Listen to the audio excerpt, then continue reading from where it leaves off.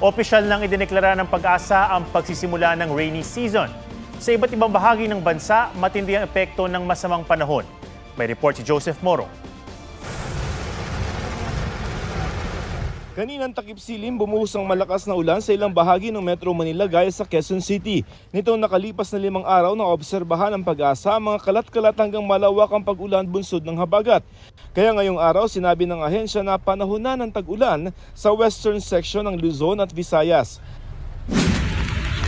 Sa norte nga naging maulan ng weekend gaya sa Baguio City na di lang nakaranas ng mahinang ulan, nabalot pa ng makapal na hamog o fog. Nagka-landslide naman sa bahagi ng Villaverde Road sa San Nicolas, Pangasinan dahil sa patuloy na pag-ulan. Isang lane lamang ang nadaraanan at patuloy ang clearing operation. Biyaya naman ng ulan para sa ilang magsasaka sa Lawag, Ilocos Norte dahil napatubigan ang kanilang mga sakahan. Tumagal naman ng halos 1 oras ang malakas na ulan sa Nueva Ecija nitong Sabado. Ayon sa Pag-asa, patuloy na nakakapekto ang habagat sa Luzon. Paalaala nila pwede pa rin magkaroon ng monsoon breaks kaya posibleng may ilang araw o linggo na walang ulan. Localized thunderstorms naman ang patuloy na nararanasan sa iba pang lugar sa bansa.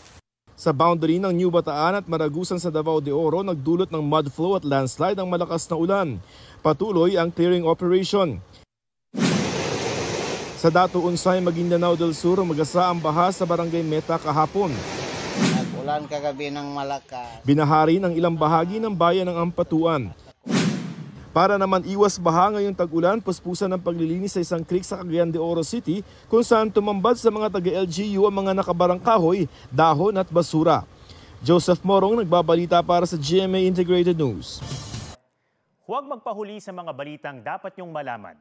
Mag-subscribe na sa GMA Integrated News sa YouTube.